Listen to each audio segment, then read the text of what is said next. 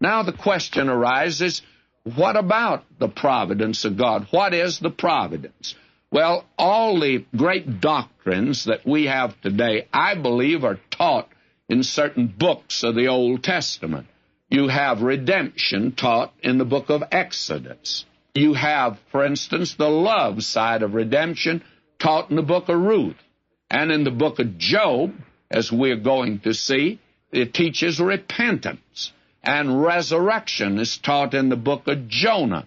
So the great doctrines of our Christian faith are taught in certain books. Now, the book of Esther gives us that, and it illustrates providence. Now, this means simply this. These people in a foreign land, out of the will of God, they have not obeyed His orders, because His orders was to return to the land of Israel. They remained. They disobeyed. They forgot God. They're far from Him, and they'll not call upon Him. And when they first came into the land, why, they could say, "How shall we sing the Lord's song in a strange land?" And they couldn't.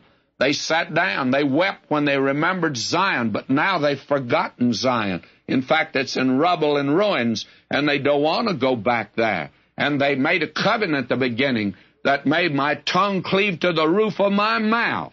If I forget Zion, they've forgotten, and their tongue is silent in this book. They're not praising God at all, nor are they praying to Him. That makes this, you see, a very remarkable book. But what about God?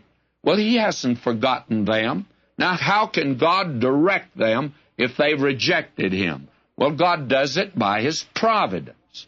And the book of Esther teaches the providence of God. Now, what is providence? Will you forgive me if I'm theological for just a moment? If you want a definition, well, here's a theological definition. It's the means by which God directs all things, both animate and inanimate, seen and unseen, good and evil, toward a worthy purpose, which means His will must finally prevail. Or as the psalmist said, His kingdom ruleth over all.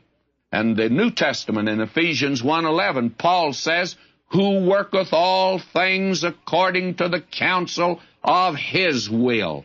So our God today, He's running the universe, friends. I guess that many of us thought it had slipped out from under Him. And Emerson was wrong when he said, things are in the saddle and they ride mankind.